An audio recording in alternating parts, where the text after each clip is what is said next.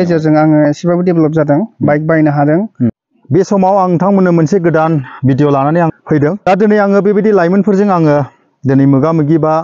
आङो लोगो हमनो फैदों जाय लाइमोनफ्रा आबादनि फोथारावहाय ओंखारनानै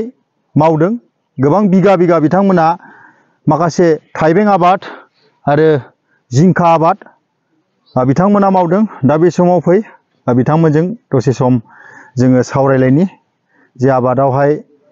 माबायदि मेथडै बिथांमोना मावदों दा बे समाव आं बिथां लाइमोनजों आङो एसे नोंथांमोनखौहाय सिनायथि होनो आङो नागिरदों दा बिथाङा बेनो दे बे समावहाय आङो बिथांखौ गावनि सिनायथिखौ आं होनो थाखाय आं खावलायबाय आंनि मुङा जेफारसन नार्जारि आङो भैरबकुन्द जामुगुरिनिफ्राय आंनि भिलेजआ ओमफ्राय आं दा बेवहाय फोरोंगिरि हिसाबै बेहाय मावफैदों प्राइभेट स्कुलाव बेजों लोगोसेनो पार्ट टाइम इभिनिं टाइम ओमफ्राय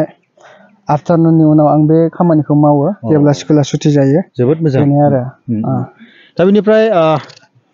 आबादनि फोथाराव ओंखारनाया खै बोसोरसो जागो फंबाय ओरैनो आङो दासिम एटलिस्ट 4 इयार्स जाबाय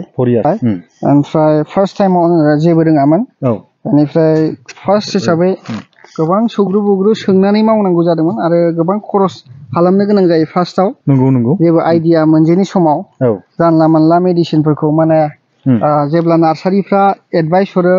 रिकमेन्डेसन हरो बे मोजां होननानै अब्ला गासिखौबो बायोमोन नाथाय जेब्ला आङो मावनायनि गेजेरजों प्रेक्टिकेलि जे मोनसे नलेज मोनबाय बबे बुस्थुआ बबे जिनिसनि थाखाय मोजां जायो बेखौ आं माने मावनायनि गेजेरजों मिथिबाय आरो बबेयाव मा होनांगौ दा नाय बिथांमोननि जिथुनाखि आबाद बियो मा आबाद बे थाइबें आबाद नाय ओरैबायदि हेल्थि बेनिफ्राय नै फिथाइ फैहांबाय गुदियाव नै बेनिफ्राय ओरैनो बे मा भेराइटिस बियो ओरैनो बियो माबा बे वेलकाम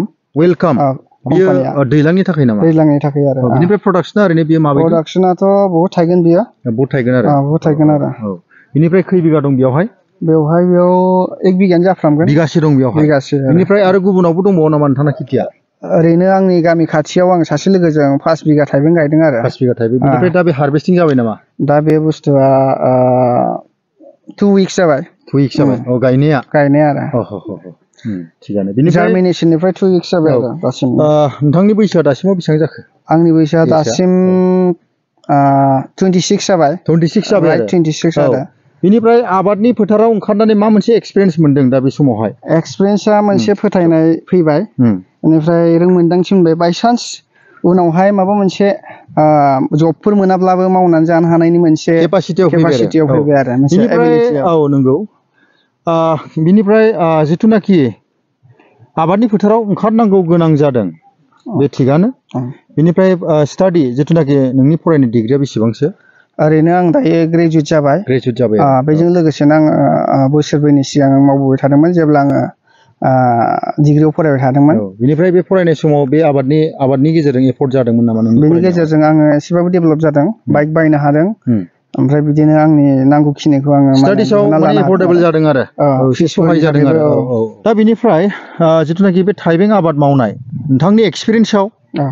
ओरैनो बेयावहाय गायजेननायनिफ्राय लानानै थाइजासिमावहाय माखासे बिनि बिसय नोंथाङा एसेबाबो खोन्थानो हागोन नामा जे बेयावहाय मा हासार फार्टिलाइजारफोर होनानैहाय बेखौ गायनाय जायो नोंथांनि मेथड बायदि बे समाव फार्टिलाइजारनि सोमोन्दै आं बेखौनो बुंनो सानदों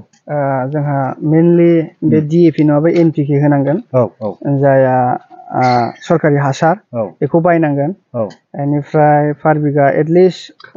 बस्थासेखौ नांगोन बस्थासेयाव बेसेबां थायो 50 केजि आरो बेनिफ्राय बेजों लोगोसे पटास होनो ओमफ्राय सुपारखौ होनांगोन हाया जुदि नोंना गिसिबा वेटबा बेखौ सुपार होनांगोन बे जाय पाउडार बायदि बे माने सोबखाङो बे हाखौ एसे गोरान खालामगोन आरो बिदिनो आरो माखासे अर्गेनिक हासार होनांगोन जेरै गोबोरखि होनांगोन आरो बेजों लोगोसेनो दाना थायो बेखौ नार्सारि दखानाव मोनगोन आरो बेफोरखौ होनो हायो आरो बेनिफ्राय ओरैनो जिथुनाखि बेखौ जे गायदों बे थाइबें आबाद बिनि डिसटेन्सआ बेसेबां प्लान्ट टु प्लान्ट डिसटेन्सआ एटलिस्ट 2 फुट होदों आं 2 फुट आरो 2 फुट होदों बे बेस नामा बेसनि थाखाय 1 फुट होनांगोन आरो प्रडाक्शनखौ जुदि बांसिन मोननोबा आं बेखौ ओरैनो बेगर खौ माने एसे खम लाबोनायखाय गोजान गोजान होनाय जादों आरो बेबायदि आरो बेस्टनि थाखाय 1 फिटानो बेस्ट आरो ओमफ्राय बिगासेयाव ओरैनो बेसेबांसो प्लान जायो बिफां जायो फुलियाथ' ओरैनो 1000 थांगोन आरो 1000 हाबगोन आरो पार बिगा आरो 1000 थानांगोन मथा मथि बिगासेयाव बेसेबांसो प्रडाक्शनखौ आसा खालामदों बिगासेयाव ओरैनो खागासेयाव बिदिनो 1 टना फैनांगौ 1 टन बा बेसेबां 1 टन बा माबा जाहैबाय 10 कुइन्टेल 10 कुइन्टेल खागासेयाव 10 कुइन्टेलखौ पुरा टारगेट आरो बेनिफ्राय ओरैनो सप्तायाव खनबेसे खानाय जायो सप्तायाव बिदिनो खननै खानाय जागोन खननै खायो आरो थिगानो हासार होनांगोन बेनिफ्राय जिथुनाखि बे थाइबें आबाद बेयावहाय ओरैनो मा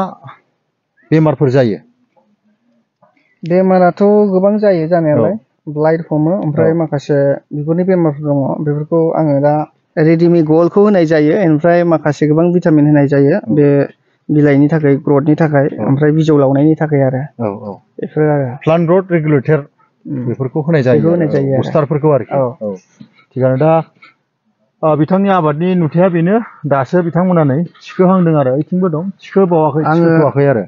बेवहाय बारा थाइबें गायनाय जायाखै जिंखाबो होदों गेजेर गेजेर जिंखा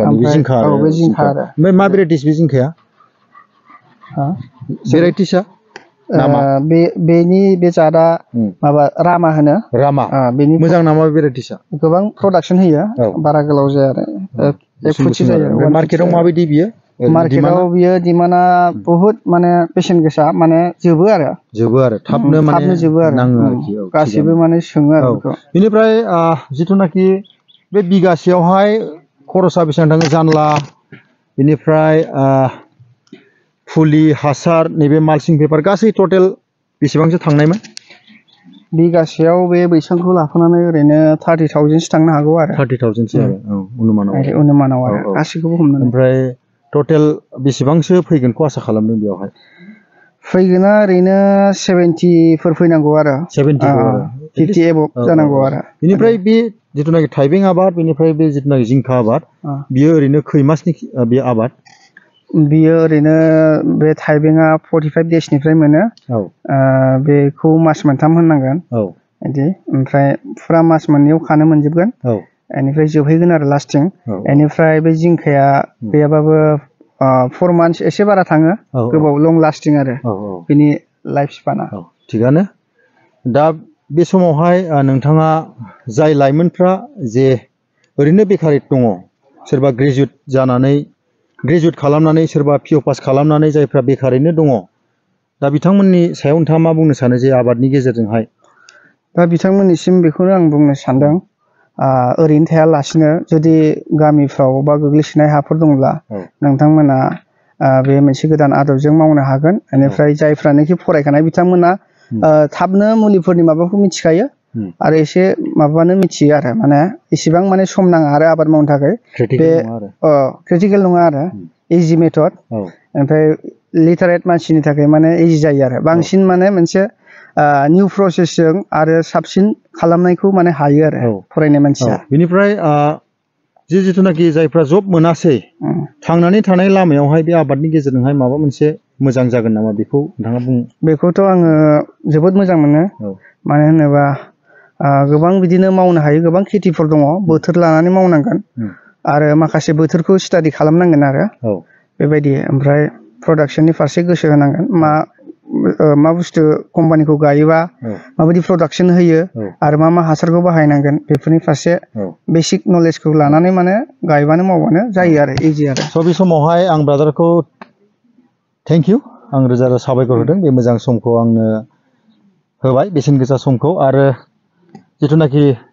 आबादनि गेजेरजोंहाय गोबां थुलुंगानायखौ होबाय आरो गोदान माखासे मेथडखौ बिथाङा जोंनो खोन्थाबाय दा आंबो सानो जायफ्रा ओरैनो फरायनानै जब मोनालासिनो दङ आंबो बे समाव बिथांनि बे आबादनि गेजेरजों बेखौनो थुलुंगानाय होनो सानो स' बिथांबायदि नोंथांमोनाबो जुदि मावोब्ला नोंथांमोननि जिबनाव माखासे गोनांथिफोरखौ नोंथांमोना जगायनानै लानो हागोन आरो बिनि गेजेरजों फाइनान्सियेलि बिथिङावहाय एसेबाबो सोलायनाया फैगोन आरोखि स' बेनिखायनो आं खावलायबाय बेखार थायालासिनो बा बेबायदिनो ओरैनो गोदाव सोराव थायालासिनो खेथिफोरखौ मावनो सोलों आरो दानि दिनाव ससियेल मिडियानि गेजेरजों गोबां फोरोंथाइफोरखौ होयो आरो गामिफ्राव मावखायो बिसिनाव सोंनानै सोलोंनानै मावोब्ला मोजां जागोन स' बे समाव भिडिअखौ आं एसेयावनो दोनथ'बाय थेंक इउ